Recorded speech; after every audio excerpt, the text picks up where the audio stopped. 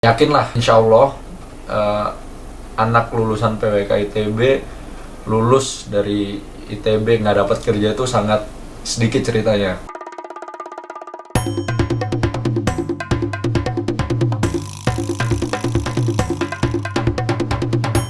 Halo semuanya, kembali lagi di Jelajah Fakultas. Kali ini aku ditemenin sama Teman kami namanya Jeffrey. Dia adalah mahasiswa Institut Teknologi Bandung, Fakultas SAPPK, Sekolah Arsitektur, Perencanaan dan Pengembangan Kebijakan, jurusan atau program studi Perencanaan Wilayah dan Kota, disingkat PWK. Usia 20 tahun, hobi bermain musik. Yuk sekarang kita ngobrol sama Jeffrey. PWK ITB itu apa?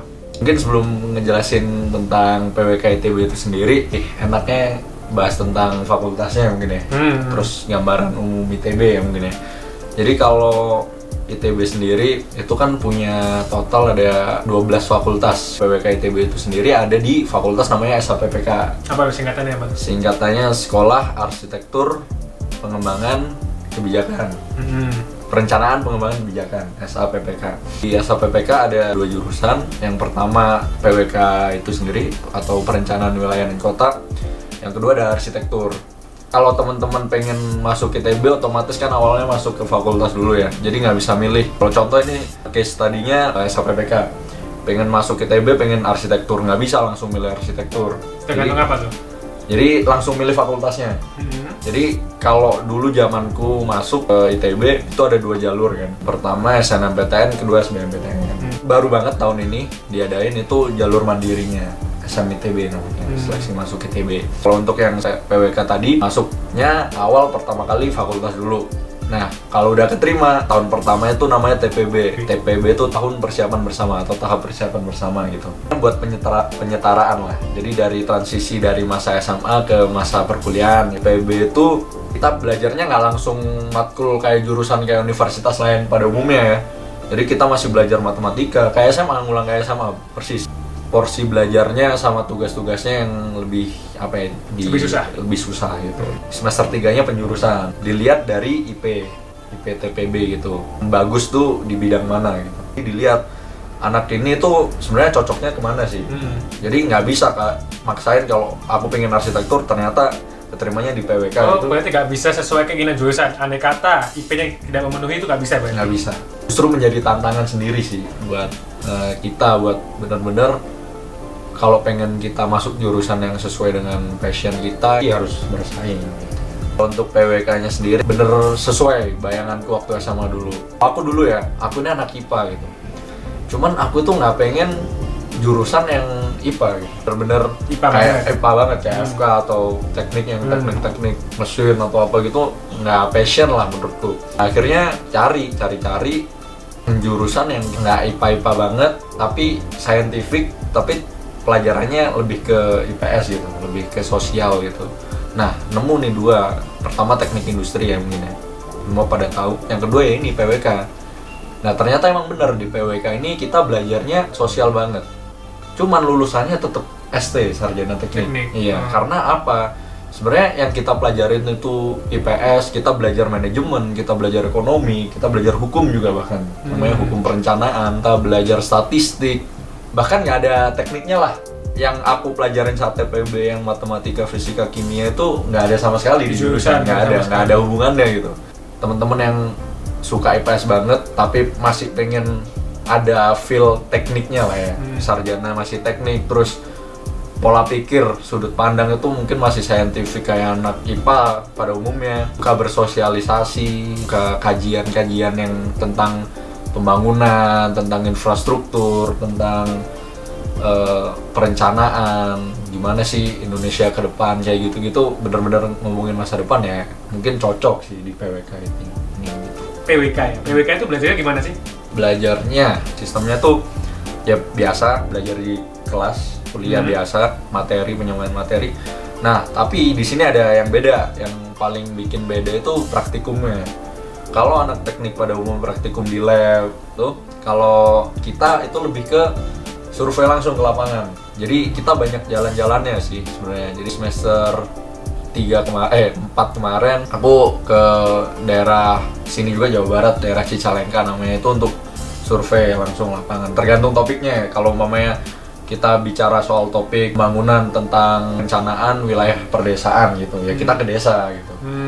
Ya, tergantung mata kuliahnya. Nah, itu di situ ada namanya studio. Studio itu yang tadi itu survei ke lapangan ya. Ada satu lagi, studio perencanaan tapak. Nah, ini sama persis ya 11-12 kayak arsitektur. Jadi kita ngedesain pakai toolsnya, itu ada AutoCAD atau SketchUp namanya.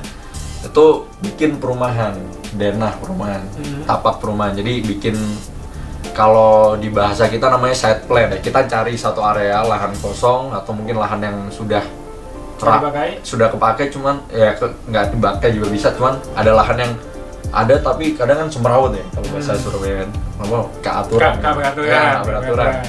Nah itu gimana caranya kita menata kembali daerah itu, landscape-nya, contoh kayak developer aja gitu bikin perumahan. Nah itu cocok banget kalau teman-teman suka desain, suka gambar, itu juga kepake banget sih sebenarnya. Terus tugas-tugasnya anak PWK itu kayak gimana aja? Overall tugasnya sama ya mungkin ya, sama yang lain, cuman yang bikin beda kita sebenarnya tugasnya tuh lebih banyak ke presentasi. Pertama jelas kita bikin PowerPoint itu jelas, bikin laporan, makalah-makalah ya umum kan kalau itu. Cuman yang bikin beda kita bikin peta. Bikin gambar peta pertama. Jadi ada namanya matkul namanya PDS, pengantar data spasial. Itu kita belajar tentang gimana caranya bikin peta yang benar. Pakai toolsnya namanya ArcGIS, kalau pernah dengar. ArcGIS itu buat bukan gambar peta tangan ya, maksudnya peta gimana? Peta contoh kayak ini, kita pakai Waze, pakai apa Google Maps gitu. Citranya itu kan bukan cuma sekedar satelit juga, itu tuh perlu didigitasi sehingga muncul nanti ada lokasi-lokasi di situ, namanya, titiknya apa. Nah itu sebenarnya itu tools kita gitu, tools itu anak plano banget belajar di situ. Kita tahu bentuk-bentuk peta. Sebenarnya dasarnya di situ. Tugasnya itu gitu. Pertama bikin peta dasar dulu. Kayak contoh kayak bikin peta Pulau Jawa gitu dulu. Itu dasarnya. Terus dikembangin lagi peta jaringan jalan, peta jaringan rel kereta api. Semakin lama semakin detail ya, gitu. Pokoknya tematik lah, semakin lama semakin kompleks. Terus tugas lainnya lebih ke arah ini sih, kalau tugas-tugas lainnya itu wawancara langsung sih ke dinas, ke masyarakat. Itu kita juga lumayan sering dikasih tugas yang kayak gitu. Jadi emang bener-bener skill komunikasi kita tuh harus dilatih, skill ngomong kita, terus kita juga harus tahu apa ya, karakteristik masyarakat itu kayak gimana. Ini gambaran lulusan PWK itu apa? Maksudnya kerjanya itu kayak gimana aja, apa aja gitu? Kita bisa kerja dimanapun ya. Alumni PWK ITB ya, di perbankan itu banyak, bank-bank multinasional ya, HSBC, Citibank itu ada. Konsultan besar, kalau pernah dengar BCG, Boston Consulting Group ya, itu konsultan finance gitu. Ada BCG, PwC, kalau pernah dengar itu konsultan finance tuh banyak. Pemerintahan pasti ya, kayak di Bappenas, di Kementerian PUPR, terus ada di developer. Oh, developer tadi karena hubungannya sama kerjaan tadi. Iya, ada di Ciputra, ada di Podomoro, ada di Sinarmasland. Akhirnya luas, akhirnya kita bebas gitu. Akhirnya lulusan PWK tuh nggak ditarget harus kerja di mana gitu. Yakinlah, insya Allah anak lulusan PWK ITB lulus dari ITB nggak dapat kerja itu sangat sedikit ceritanya. Kecuali kalau emang ada pengecualian ya, mungkin karena dia malas atau emang nggak mau kerja gitu. Tapi kalau untuk kerja banyak banget sebenarnya channelnya, linknya juga banyak. Terus ini pertanyaan terakhir, pesanmu supaya anak-anak yang mau masuk kuliah nih agak nggak salah pilih fakultasnya. Teman-teman boleh banget idealis, boleh banget mikir yang harus kuliah di sini ABC, bahkan orang tua kadang yang ngarahin gitu, maksa kamu harus di FK atau kamu harus di teknik atau kamu harus gimana kamu harus jadi apa. Nah tapi satu teman-teman yang kembali lagi, ini cerita aja ya aku ya, maksudnya ini realitanya banyak teman-temanku yang di ITB juga itu masuk ITB itu karena terpaksa. Maksudnya terpaksa apa? Banyak faktornya, antara dipaksa orang tua, atau mungkin karena memang dia tuh gengsi Pinginnya ITB kan, atau pengennya- jadi fakultas nah, apa? itu Pokoknya ITB ya, gitu. atau mungkin karena dia itu apa ya, teman-temannya di situ pilih itu semua gitu, akhirnya dia ikut-ikutan. Banyak faktor sebenarnya kalau teman-teman buat milih suatu jurusan yang bergengsi gitu. Tapi sebenarnya dilihat lagi, teman-teman itu pengennya tuh gimana sih? Apakah pengen jadi orang sukses atau cuman ngejar sebuah Gengsi. title doang gitu, sebuah gengsi doang gitu, ya kan? Ibaratnya banyak temanku yang akhirnya ya dia gampang udah keterima ITB, cuman ujung-ujungnya semester 1, semester 2 cabut, keluar, atau bahkan DO.